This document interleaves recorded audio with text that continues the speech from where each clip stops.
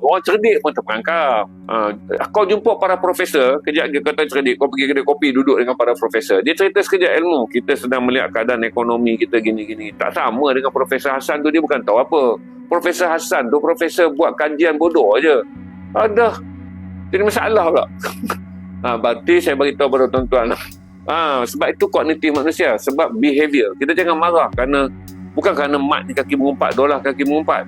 Kita kena faham secara behavior apabila manusia terangsang untuk membuka kotak minda dia berbuat.